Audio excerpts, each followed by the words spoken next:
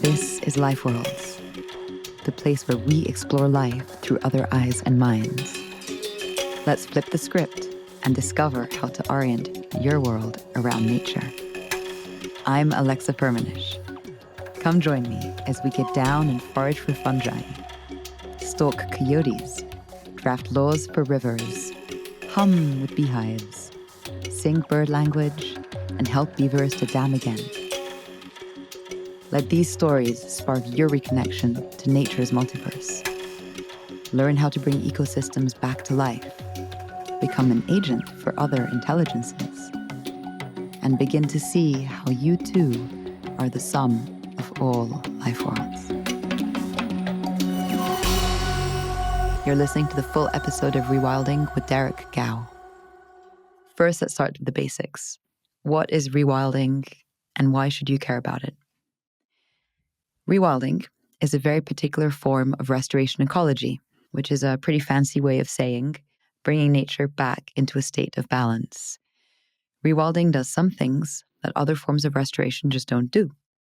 Most often, it involves reintroducing the missing parts and processes of an ecosystem, such as keystone or native species, carnivores, herbivores.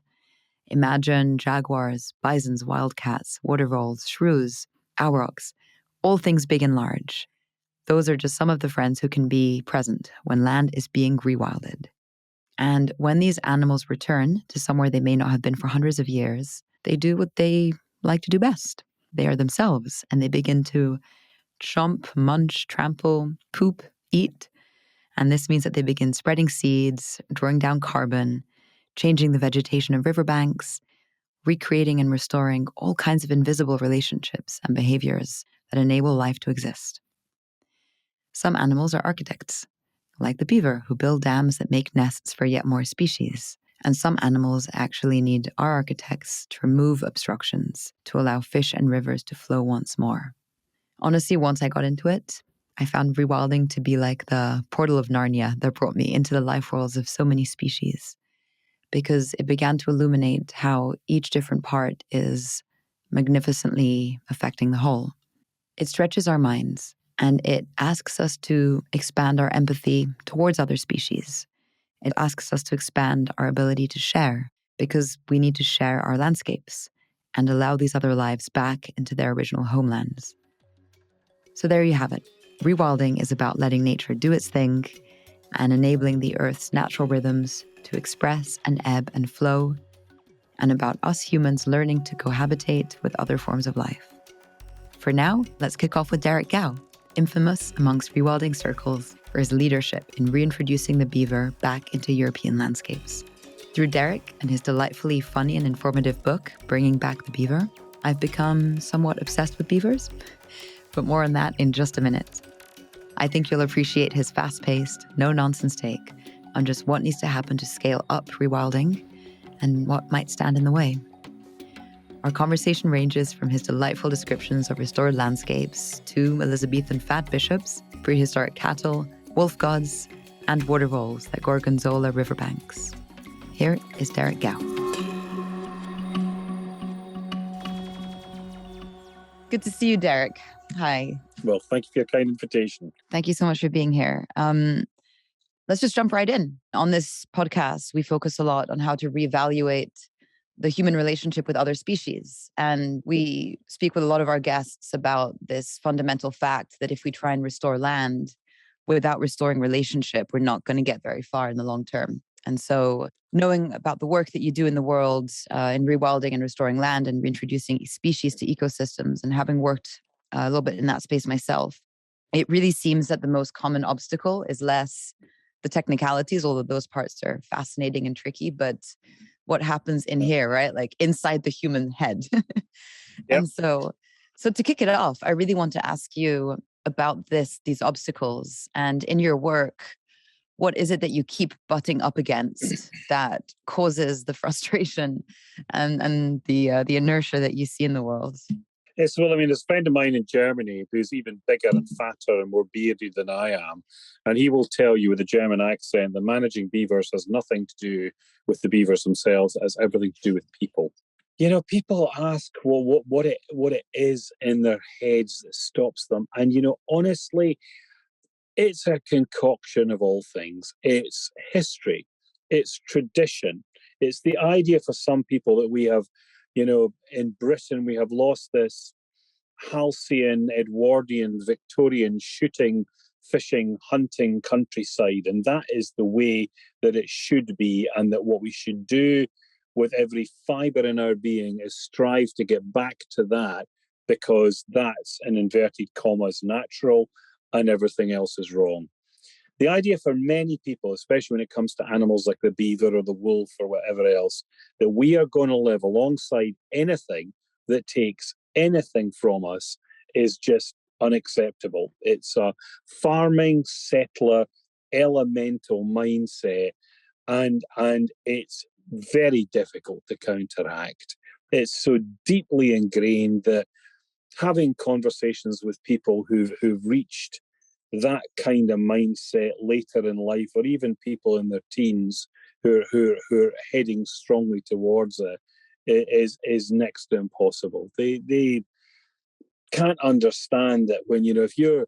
I mean, I used to farm a lot of sheep, and we were lambing sheep efficiently commercially. We'd lose about 10% of the lambs that those sheep produced, and that would just be things that were born in a placental bag, and they would never breathe, or there would be all manner of other complications. And as you filled the bags outside the lambing sheds with all these dead lambs, you thought nothing of it. The knacker man comes, he lifts the bag, you lift the bag on with a tractor, they go away, they're burnt, you get a bill for them being burnt. And yet, if we'd left those lambs out in the pasture to feed things, and you'd come down in the morning when you're tired and you've worked ridiculous hours anyway, and you had an eagle sitting on the lamb, pulling its face off, then the first reaction of most people is to go and reach for a gun.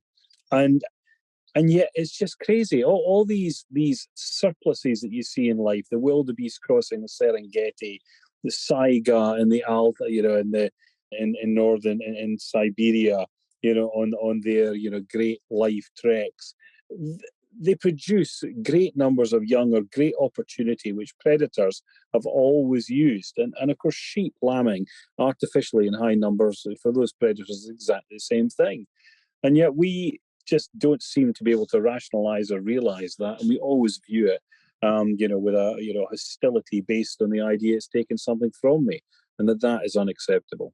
That kind of absurd idea of, okay, this form of life is taking something from me. It's also deeply hypocritical, because the land used to belong to all these creatures before we turned up. And if anything, we took the land from them, we killed them off. And then we're in a slow extinction process and rapidly speeding up extinction process ourselves because of it. And so that feeling of ownership over land, have you thought to trace it back? Like, this land is mine, this pasture is mine. I think in the UK and in Europe, I'm from Switzerland, you had the enclosures right in the 12th century, and you had this idea that land was no longer commonly held. We wouldn't be able to move across the land in more organic ways. But this notion of my stream, my forest, my whatever it may be, is obviously at the core of what we're also being told to consume and to buy into as a global economy. So I resonate with what you're saying. Like, it's history, it's tradition, but it's also everything that we're told from the moment we're born to want and to strive towards, which is individual ownership. How have you changed minds? You've got interesting examples in your books. No, sure, I don't know if I have changed minds. I mean, you meet a lot of people, and there are a lot of people who say this is great, and there are a few who say it's bad, but I don't know. I mean, I have no idea as to whether I'm changing minds or not. I'm saying what I think, and Yeah. I'm not even sure that, as you struggle to come to terms with your own understanding of issues like this, that it's right or wrong. But I mean, this whole thing of everything being mine is, it's my sheep, my pheasant. The beaver's cutting down my tree, it's eating my roses, it's all gnawed a hole through my gate. Everything is mine. And, you look at a world now where 95% of the living biomass of the planet is us and our domestic animals. Regardless of the wonderful wildlife films you see on your TV on a Sunday night, you actually go out into the wider environment, which isn't a special nature reserve or something that's a relic landscape that people have preserved.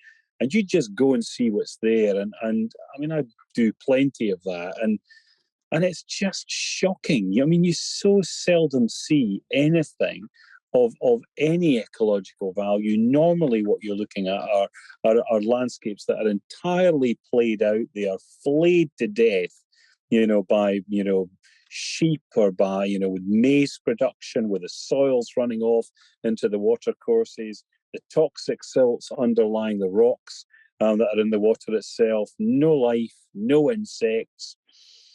Deer on one side, sheep on the other. You're just looking at a landscape that's an elemental breakdown. It's as near, okay, there may be some small birds, flitting through the trees, but even those have declined by millions over the course of the last few decades. It's kind of hard to see how you get much lower for some of these environments. And of course, that's once you've understood that, then you have to start to think about what's involved in rebuilding them. I think, without wishing to sound unduly gloomy on a sunny day, what you begin to realize is that the destruction has been very easy. But the actual putting things back together again is going to be bloody hard, and it's not something we're well equipped for, either from a psychological perspective, or really from a psychological perspective, or even in terms of ability or financial resource. We make a big fuss about this sort of thing, and we pass laws sometimes, but in the end, when you look at all the international treaties and you look at where you are a decade after the treaty's been signed, then things are not getting any better. Yeah, I think on that psychological perspective, this thing called the shifting baseline syndrome, right? Where like you don't really know what something, if you never knew what an ecosystem was in more of its vivacity and expression, then you definitely will look at a tree farm and be like, wow, look at that beautiful forest. And I think I was guilty of that growing up. And then I had the chance to spend time in some old growth ecosystems and was just like, holy shit, we are so far from where we need to be. And kind of what has been seen cannot be unseen. And so I think about that a lot. Like, how do we get, especially younger people, because those who are entrenched in their ways are, at older periods of their life, I think are a little bit harder to change. But how do we get young people to develop the sensitivity to not see a landscape as it is? But there was this part in your book that I really loved in Bring Back the Beaver, where you spoke about surveying the ruin of a landscape. And you had this part that I'll just quote because it was so good. You said you interpreted the landscape and recognized beneath the veneer of modern human activity the ghosts of ancient beaver dams and the silted pans that they had left behind. And there was another part where you spoke about finding these empty nests of the water voles. And for me, that seems like a really interesting place to start. It's how do you overlay what the landscape was to where it is today and show people that gap and train them in the way that you managed to do, which was like, I don't see a landscape, I see ghosts. I see the shapes of things that were, things that could be, but definitely not the things that are. Like that seems like a really important skill to hone in young people as they're sort of growing up in these impoverished plains and moors. Well, you can talk to young people. And I mean, I've talked many times to many audiences as young people. I used to work in environmental education, and I met many, and I'm not sure, well, I mean, the older you get, the more you realize actually that you don't know as much as you thought you did, but you certainly become much more insightful, I think, in time. Showing people these things is quite possible. There are many different forms of life that mark the earth with their presence, and some of those markings, for example, the kind of wonderful paths and flat booming platforms that kakapo parrots, used to make in New Zealand before they were forced out of their mainland habitats by a whole range of different introduced predatory species, still endure. And water voles are kind of like the same. The way they sculpt bank sides with their little feeding platforms and their burrows and their runs from the head of the riverbank to the base. These things last for, okay, do they last for centuries? Well, maybe not. But I mean, they certainly last for many decades after the animal's gone, and are quite widely visible in many parts of Britain if you just care to look. I mean, the same with the beaver dams. Yeah, that beaver dam complex up on the Barbrook. I mean, it was quite something. And you look at it from the air, and you look at where the water just sloughs backwards and forwards and backwards and forwards, and then you look at a modern beaver dam complex, and you can see exactly the same pattern, with the big difference being that, of course, the modern dam complexes have trees, whereas that moor above Sheffield has no trees anymore, because the trees were, cut down by us in the Bronze Age, and then possibly willow regrew at some stage when the Saxons were here. And then, there's been this process of wax and wanes, our fortunes failing and the fortunes of animals for a time recovering. But in the end, we got them all, because, we became the dominant land force on this island. And, I do think it's absolutely the case, if you want to see what an end game looks like in the Northern Hemisphere, then you just come to Britain, where we're worrying about tiny insects and bugs and hoverflies and lichen, because all the big creatures have gone. And the big creatures are the things that, through their natural activities, create living space for the small ones. And without, it's like having an engine and looking at a part of the engine and not really understanding that, even if this, I don't know, this air filter duct is important in its own right to ensure that, you've got some sort of process of heating or cooling in your car, that it doesn't work without the bloody engine. It's as simple as that. And what we've lost is the engine, is the kind of pilot light and the boiler. Everything's still there in bits and fragments, but it's not working, because the thing that drives us it has gone. And that's really where the beaver came from, is that, it's the animal. If you put it in a riparian landscape, it will, fell the trees, create open sunny habitats, create pools, create complicated canals, allow the vegetation to flourish again, to produce its pollens and rhizomes and tubers that so many other species depend upon. But then the next challenge with that is that you realise that some of these species, like the water vole, which have lived alongside them for 40 million years, and which in its own right cuts little holes or cuts myriads of holes in the sides of the beaver canals, and by doing so Gorgonzolas the beaver banks, it just isn't there. It's gone. It's gone, and it's the basis of the food chain. It's the basis of slowing the flow of water as well, because it complicates the bankings. It's the thing that diversifies the plant communities still further and extends their root systems by feeding untidily on them. And all those functions this little thing brought finish when the little thing's gone. And I'm quite sure that we're going to find, as we go, as we continue this journey, that there are going to be more and more creatures like this that either because of their absence or their presence or their compromise in certain environments, just diminish still further the ability of other life to survive. So it's a complicated process. But then the good thing is, with the return of the beaver, you start the function again. The light goes back on, the engine starts to tick over, ducks come back in, newts return to breed. Your density of water beetles goes up by 400%, and every other guild of life that is still there is able to look at these green oases reforming, and if they can slither, fly, crawl, or trot, return to find them. In landscapes that have been very badly abused by us. So, if you're a person of any intelligence, there's no problem about understanding that. And to come back to your initial question about what it is in people's heads that refutes this truth, the answer is I don't know. I mean, clever people come up with excuses as to why this is unacceptable, why their lichen should be more important than a living, breathing, gurking, croaking, quacking world. And I don't know why they do that.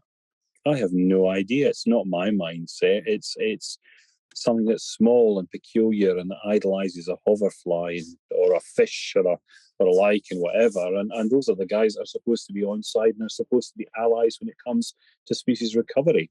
The farmers, you'd expect nothing other than opposition from. So I saw that that example on your Twitter feed this morning, and it's a group that I also respect immensely for some of their work, and I was actually very surprised to see that. Also because the lichen need the trees to be on, and if the ecosystem's dying and overgrazed, and it seems like a bit of a very myopic way of seeing an ecosystem for people who work with ecosystems. Well, I think it may be that the Trees for Life have gone along with other organisations who are infinitely less liberal than they are. But the problem is that, I've just had a week where we've sat down with Natural England to discuss how we move forward with beavers, and really the return of the beaver is a fairly binary thing. It's like a colleague of mine from Denmark once explained, when it comes to the return of the wolf in Denmark, the wolf is a creature that divides the water. You are either for it or you are against it, and there isn't a middle ground. And therefore, you come at times to an elemental human struggle where you say it is either going to be one way or it's going to be the other. And if you believe firmly that your way is the correct way, then you have to fight for that. There will be some talking with people who are reasonable, and there will be education, and there will be persuasion, but there will be some people who oppose to the last cell in their body the course of action that you advocate. And they will do everything they can, literally everything they can, to ensure it does not happen. And that's just the reality. And therefore, trying to create something that's entirely inclusive, that brings them in, where we all sit down and have a cup of green tea and a nice wee chat and then move on, it's not going to be that way. And you might as well realize that at the beginning.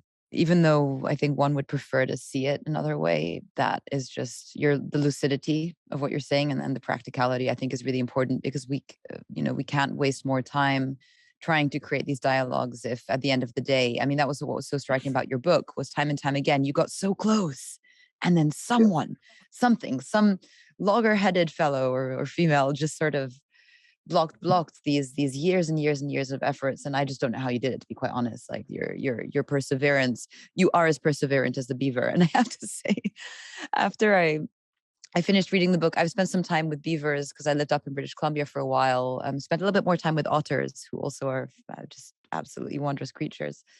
But I binge watched for about 2.5 hours beaver videos on YouTube. And one video led to another video, led to another video. And for anyone who's listening, I mean, please go to YouTube and start watching beaver videos and how they terraform. And there was this one little fellow who spent, I don't know, 2 months, he left his clan and was like, okay, I'm going to go on my own now. I'm trained. I'm going to make my own family. And he starts building his dam. And then, as a flood surge comes and the whole thing's wiped away. And he's just like, all right, I'm just going to get right back to it. And when I was reading your book, I was just thinking how your perseverance really mirrored that of the beaver. And I'm sure you've been told that before, but I thought it was incredibly interesting. On the subject of the introduction of large predators, if people resisted the beaver because of their fields and all of these other kinds of things, the large predators are more tricky, right? The wolves, the wildcats, or the woodcats, as I think I saw you had written recently, because they're also a direct threat to our hegemony, or our perceived hegemony. And something that could attack us or eat us, even though they don't really want to eat us or attack us, is something that we've just been so over domesticated to be terrorized of, and to shutter that away at all cost. There's an example I really liked, which was I spoke with Christine Tompkins, who's a friend, and she was sharing about how they reintroduced the jaguar in South America. And before reintroducing the jaguar, they had to do a whole campaign with the schools and the communities and resuscitate the pride of the jaguar and the stories and the myths. And people there were really proud, right? Of we have the jaguar back. He's going to be our hero. And I wonder, when I look at European society, if we could do the same for the wolf, in the same ways we had wolf clans and we had wolf dances and we had we had these kind of pagan animistic ways of honoring the wolf. And I'm wondering if we could do the same in Europe as what they did with the jaguar in Latin America. I think the thing is, if you look at something like the wolf, I mean, in part, fear of the bear. There are many excuses for not having beavers here. People will tell you, who oppose it, will tell you, well, it's the thin end of the wedge. You start with beavers, you're going to finish with wolves, and therefore you can't even begin with beavers. And there are people who have always picked an answer, and the answer is no, and then they sit on their own in a dark room, or maybe they have a few of their wee mates who think the same, who come along to join them, and they come up with the biggest heap of shit you can ever imagine, and then they try and peddle it to people just to make them frightened. And one of the stupidest ones I ever heard was that, we can't have beavers in this country because the Elizabethans declared them to be vermin, and they knew the animal, and therefore they knew something we didn't. Now, for anybody, again, who has any interest in history, the Elizabethans were the people who are burning witches at the stake. Yeah. And they're also, their church is trying to figure out at lofty church meetings. So there's a lot of fat bishops and abbots sitting there slurping pickled cod. And they're trying to figure out these meetings how you're going to sort of like conduct a dialogue with the tribes of dog-headed people they expected to find in South America. When you turn round to them and say, right, I'm going to give you some beads for your country, and they turn back to you and say, woof. Okay? So that's the level of the Elizabethans' intellect at points. And the idea that we're now going to turn around and say, well, they knew something we didn't, it's just, it's... Well, it takes a real luminary to come up with that one.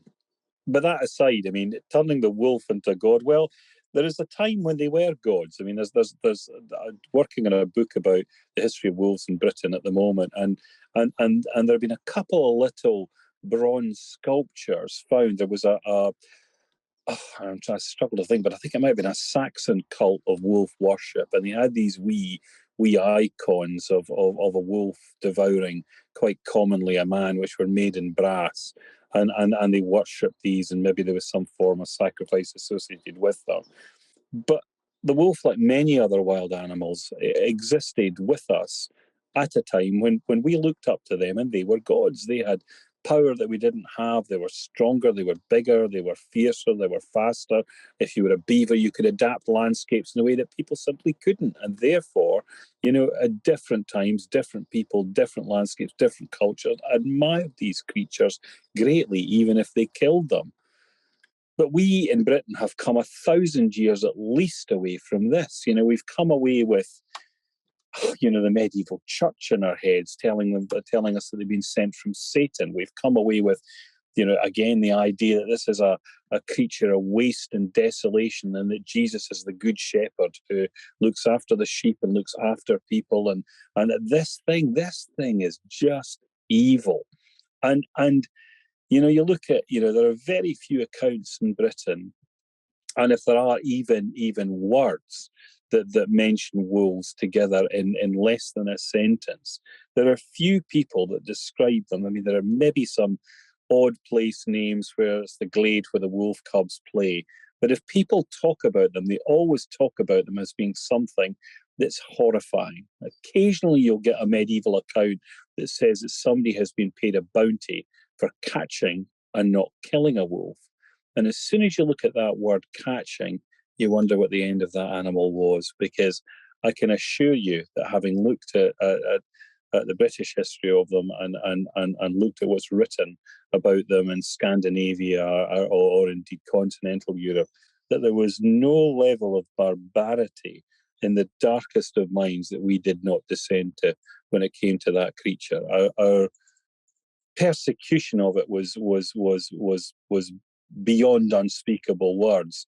And when we had it in our power, I'm not even going to describe some of the things we did. So I think hauling it back from that position of hatred and abuse, well, it might be possible. If you look at, there was a recent poll, I think, in Holland about the wolves in Holland and how people feel about them there and what we should do with the wolves in Holland. And it was something like 77% of people that were asked said the wolves should stay.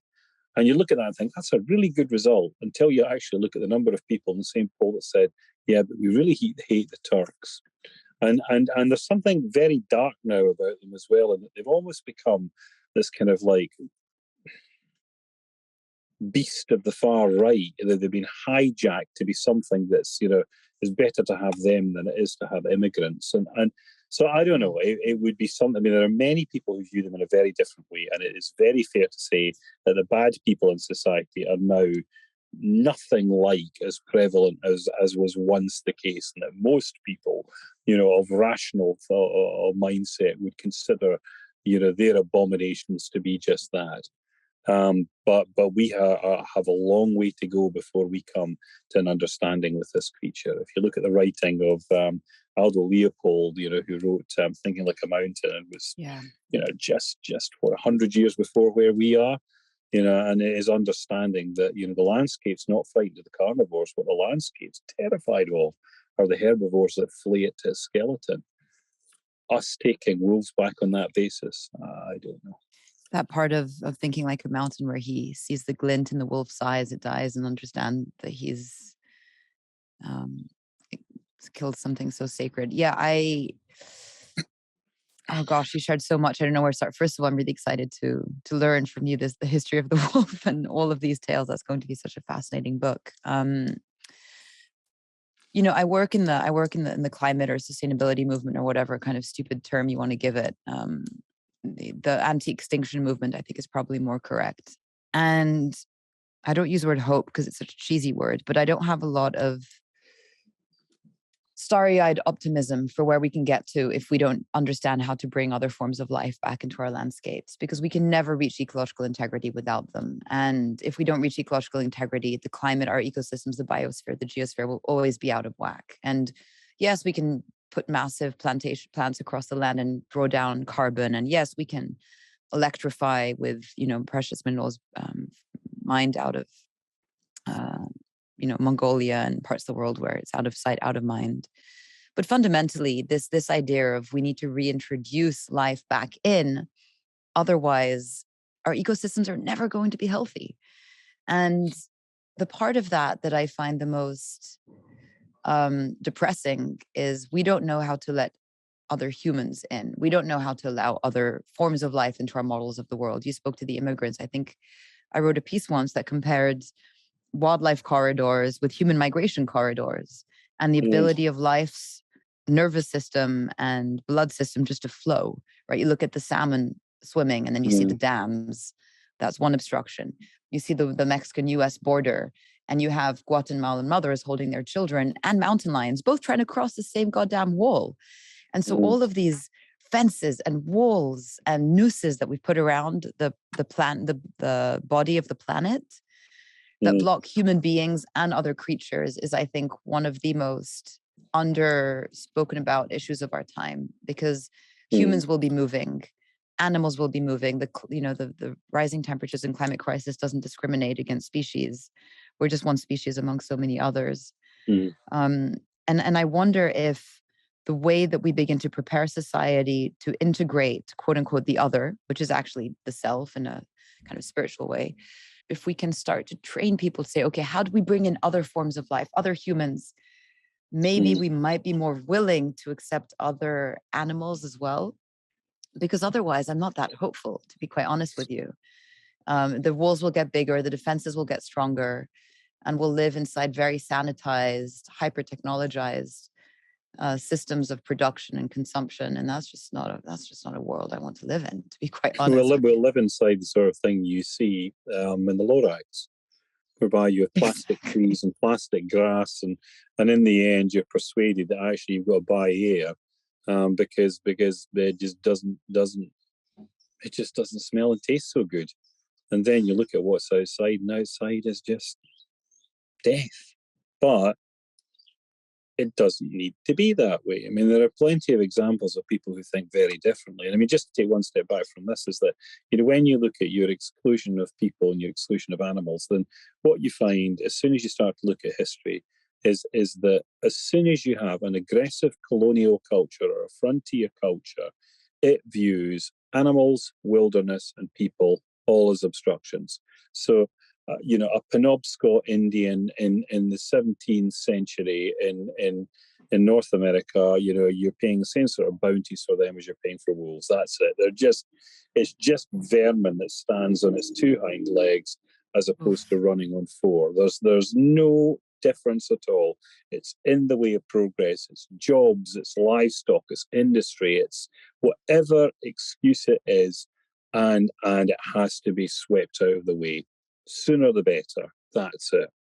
So that has always probably been a part of what we are. As soon as you start to get to the stage where you're saying, well, it doesn't have to be this way, then, there are people. I mean, you look at Alan Watson Featherstone, and his Trees for Life campaign originally, and the idea that, one person can take responsibility for reforesting the Highlands of Scotland. And okay, he hasn't reforested the Highlands of Scotland, but what that man has done is set the most magnificent example in his lifetime of individual achievement. He's encouraged so many people to plant trees, and some of his project sites now demonstrate very aptly, what can be done in a landscape where many people would look at it and say, well, this is the way it's supposed to be. Alan's works demonstrated that, I went up to see some enclosures, where the deer were fenced out 2 or 3 years ago in the Glen of the Findhorn, where probably one of the last wolves in Scotland was killed. And outside the exclosures, there's nothing. The bloody deer have eaten everything. There's 1 or 2 old aspen, which every year send out all these suckers. And every year the deer come down from the mountains and take absolutely everything. So these old trees, if they can look down on their offspring, well, in the end, their offspring are going nowhere. I don't know if trees can weep, but you're just going to watch your children, your great-grandchildren, everything killed all the time. Then you get to the exclosures, and where those herbivores aren't, you have rowan, you have juniper, you have singing birds, you have life, bursting in and out, feeding its chicks, from what exists in the surrounding landscape, and it shows you what could be. And how do we change this? Well, I don't know. I'm not involved in Extinction Rebellion, and I'm just picking them out of thin air as an example. But I can't be doing with these groups that jump up and down and scream and that glue themselves to things, because at the end of the day, there's no pragmatic agenda for doing anything. Okay, I've seen so many climate emergencies declared. What the fuck does it mean?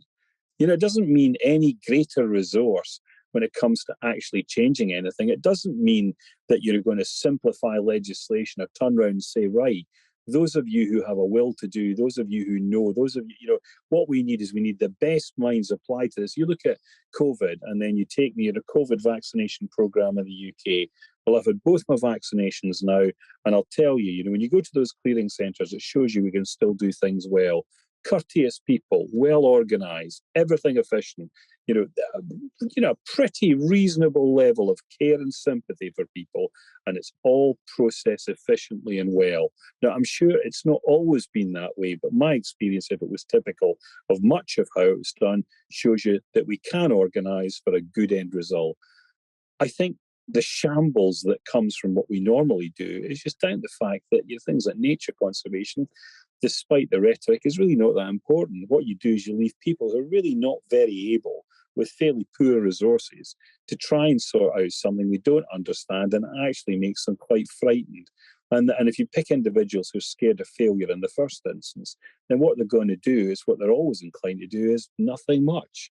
Because if you actually do something, if you do or don't do something and it might go wrong, whereas if you do nothing at all, then in the end, you marginalise your ability to go off the rails. So I don't know how you sort that out. That's got to be down one for leaders and people at the top to address, but it's certainly not working as is. It's time for change. You said something there that I want to pick up on. It shows you what could be. Do you want your farm to be one of those places where people can come and see what could be? Well, it'd be nice to think so. I mean, and as the sun starts to shine down and the vegetation starts to grow, my daughter has just appeared now with a knitted, what is that? Is that a crochet bag? Cool. Right. You come and sit down, Maisie. Is that it's a good example of what could be. It's not an easy thing to run. It's no walk in the park. It's because we're not farming in the way that most people farm now. It's something that involves, and because it employs a lot of people to do jobs that should be done, it involves a considerable amount of juggling to maintain something like this. On the on the crest of any kind of wave. But yeah, I mean, I would like to think that we can pragmatically, looking forward, work year on year to improve this farm as an example of how you can take a landscape and change it to just give nature a chance to create holes in the pastures for the cleft nesters by dumping big piles of smashed concrete and to reintroduce the adders back into grasslands that are not all shorn as bare as a pool table by the sheep, to put in, multiple complexes of ponds and pool systems. So there are dragonflies and damselflies and great flying jeweled abundance. But at the end of the day, it's going to take time to do. How has your farm shifted what the neighbors are doing and looking at? I mean, have you had neighbors who were traditional farmers and they're like, that's kind of interesting? Because I know in the agriculture movement where I spend quite a bit of time, you can shout off the rooftops to put cover crops and no tilling and adopt biologicals, etc. But the most successful case examples are the ones where, like Gay Brown and others, where they just started doing it. It worked, and the neighbors were like, that looks like a viable alternative."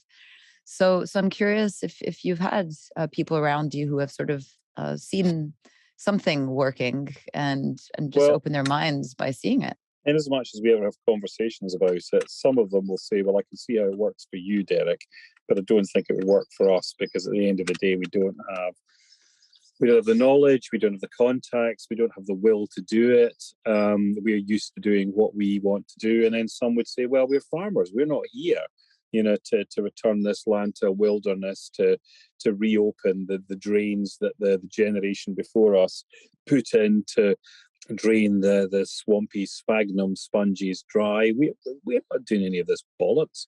We're here to grow corn or milk cows or whatever else, and we're going to do it the way we've always done it," which is always a good laugh because, if you look at the way we've always done it, well, probably virtually less than a lifetime before you wouldn't be doing it with a big tractor. You would do it with an animal that's got 4 legs, a mane, and whinnies, and it's called a horse. And there are bloody few of those left here.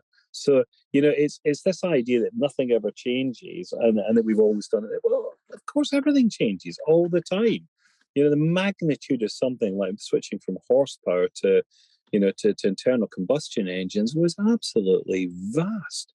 I think, actually, at the end of the day, you have to, however hesitantly it comes, you have to follow the courage of your own convictions if you possibly can in life. I always remember somebody at one of Tim Schmidt's things at Eden, giving us presentation about whether, if you could travel back in time to look at your own gravestone, whether you'd want to have the words etched on it, "I'm glad I did," rather than I wish I had. And I think that summed it up rather well. If you're going to do something different, you're going to be very unafraid of mistakes because at the end of the day, you're going to make them, and they're called lessons and they involve learning. And once you've made mistakes with your own money or your own land or your own animals or your own people, then you kind of tend to look at it and try to avoid making the same ones again. And that's always a really good way of viewing things. But yeah, it's none of it's as simple as it looks. You have to kind of roll with it. Me sitting here saying I want to do it this way has not always been an easy course of action for everybody. Meant an easy course of action for everybody else. So, but I think it's right, and I have no intention of changing tack. Well, it takes a dynamic mind to work on a dynamic world, right? Our world is, as you said, everything's constantly shifting and changing. And that was something I really appreciated in what you wrote in your book was, we're going to get it wrong the first times and some animals are going to die because this hasn't really been done before and we're just kind of feeling it out. But I think for anyone, we talk also on the podcast about what are the skills and sensitivities required to do all of this kind of work well, this reintroduction of life and this kind of reenmeshing with life. And you mentioned a really important one, which is listening, looking, adapting, being sensitive, being like, okay, this is what the beaver is telling me it wants. This is what the vole is telling me or it doesn't want. And it requires, I guess, a lot of humility to be able to just see what happened and move on from it and not remain entrenched.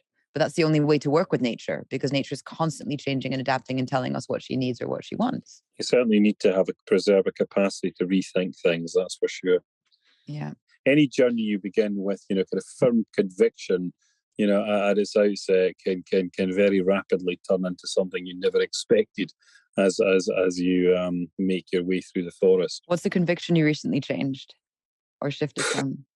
Well, I mean, one of the interesting ones was, of course, you go to Holland, you look at the rewilding theory and the idea that within a ring fence, all these animals are going to be wild and you're going to leave them to their own devices. And of course, that's not realistic because animals become sick and you have a duty of care to them and you're going to have to manipulate that. But, one of the things we tried to keep here was a herd of het cattle, which are the ones that resemble the cave paintings, who were made by the Germans between the First and Second World War. And they, by people like Goering and Himmler, who wanted to have them as this example of how you could, through genetic selection, create an animal from the great Teutonic legends that heroes like Siegfried used to hunt. And of course, as soon as you take a bunch of animals like this and turn them out into a forest and you leave an equal bull-cow ratio in the group, these things very, very quickly decide that they don't really want to live a life that has much to do with you at all. They want to get on with their own lives. And then you've got to bring them in once a year for TB testing. And to say that in the end it became a horrific experience is no under-exaggeration of what it was like. I don't want to fight with prehistoric cattle. We just have cattle that just, when you rattle a bag of feed, they come to you and they kind of like view you in a sort of amicable sort of way. And that hasn't ended well. So we now know that if we're going to have animals, and we are going to have animals with clean blood and clean feces out sculpting these environments we wish to create, because that blood and feces is very important for a whole range of smaller creatures that rely on these commodities, then the animals out there are going to have to be manageable ones and not things that have this urge in their head to utterly run free, because otherwise it will not be tolerable in any other way. So that's been quite a good life lesson, and we've come right back to keeping the friendly ones now.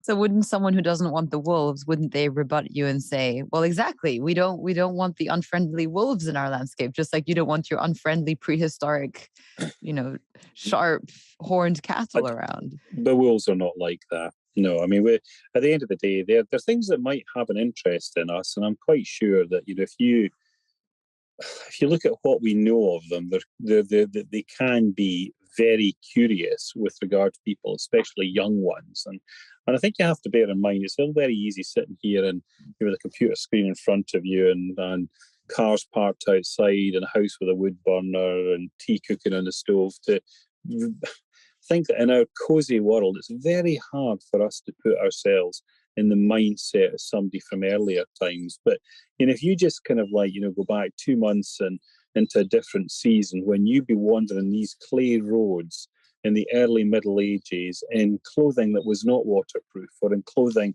so when your leather's sodden, that's it. It comes through into your heavy woolen clothes, and you'd be walking like a Michelin man. And then the roads are poorly kept. There are huge cavities in them. You could disappear into the roads, no problem. And the wind's howling and the sleet's blowing in a sheet, and you're out of time and you're on your own, and your horse is bolted and everything is just shit. And in this wilderness, it might not be a wilderness, in this landscape of despair and cold and fear, these things come out trotting out of a forest to look at you. I don't think we can really rationalize how people would have felt about something like that. And therefore, I think you can look back and you can greatly forgive ignorance and fear and misunderstanding and the screaming, ranting, shrieking calls they make at night, which are not howls, and be really afraid. But we're not there now. And if we're going to come forward ourselves as a species, we need to come to terms with things like that. And when you're listening to people who are still full to the ears of hatred and apprehension with regard to something that really isn't a particularly significant issue at all. You look at the number of people, today who are attacked and killed by domestic dogs. You look at the number of of sheep that are killed by domestic dogs. And if we eliminated the wolf because we were afraid of it and we didn't want it predating on our livestock, why on earth did we keep this infinitely smaller, infinitely more savage cousin? It makes not a blind bit of sense. And yet these things are closest companions. Many people have no other friends other than the dog that accompanies them through life. So it's a very odd mindset. You really transported me to that guy walking down that path. I've never thought of it quite in that way. Before we sign off, I wanted to ask you, it's an impossible question to answer, but like, why are you so in tune with what the land wants and needs? Like, why did you just say, we need to work with the voles, we need to work with the beavers? What is it about your own way of being that developed such a care for these creatures? I can imagine that it's something deeply intuitive. And, yes, maybe you read a lot of Gerald Durrell's books when you were a child, and that really affected your love and care for animals. And I'm sure there's things you can point to, but I'm fascinated by how people become who they are and how they become those who speak on behalf of other species in such a potent way like you do. You and the people you work with, and I'm sure your family as well, but what is it that kind of sculpted that and made that happen? Well, I don't know about my family. I didn't know my father very well. He died when I was very young. But I mean, the people who did know him, said that he was very interested in nature and he did care, but I wouldn't know. By the time I knew him, he was not a very well man, and we didn't know each other at all. So it is quite interesting. If you reflect on your family, I mean, they lived in very different times. I mean, Dad and his brother were children in a workhouse in Dundee. And when they finished their time in the workhouse because their mother had committed suicide, one went into the regular army and was captured by the Japanese at the fall of Hong Kong, and the other one went into the merchant navy and was sunk 2 times in the times that he was on those convoys, came back from the war, tried to make a life for himself, achieved it for a while, and then ultimately just dissolved. So I think you have to start to look at what's in you and pull what's in you out of the immediacy of yourself, and appreciate how lucky you are to be given the opportunity to do something that is more important than the lives that other people had no option but to live. So for Dad, the idea that you're going to live a life moving, saving and reintroducing beavers would have been, why would you have done that? It wouldn't even have seemed to have been a credible prospect, and yet I've been lucky enough to do it. So I think at the end of it, I mean, it's now come to a point where, with whatever is left, as far as my being's concerned, I will do what I can to make some sort of future possible for a time for some of these smaller creatures that need an element of human investment, and they need to have, I mean, it sounds absurd, and I'm quite sure there are people who will laugh and there are possibly a few who will sneer when they hear me what I'm going to say next. But I've spent, I mean, one of my kids is sitting here listening, and in the time that, because they're older now, but when they were little, used to spend a lot of time watching shitty children's movies, and most of them were really pretty dire. And I never want to see another Thumbelina film as long as I live. But, you look at that thing, that Lorax thing, where, that wee thing is sitting in the tower with the beady eyes. What's it called? Can you remember the thing in the tower with the beady eyes? The Onceler. And it's saying, well, no, it wasn't the bloody Onceler. It was a Lorax, wasn't he? Speaking for the trees. Now, I don't want to sort of I don't get the idea to anybody that I view myself as a Lorax, but in the end, there have to be 1 or 2 people who say, well, actually, these other creatures are important as well. It's not just all about us and our lives. It's also about their lives too. There is, there never was a God-given dominion that we hold the right over every other creature on this planet to be or not to be. It has to get to the point where some people say no, and we have to do what we can as individuals for them. And it's as simple as that. So when it comes to the nature conservating meetings now, and the chats and the correspondence and everything else, I don't give a shit about how other people feel about it. The only thing I have any interest in at all, full stop, is what we're doing for these creatures.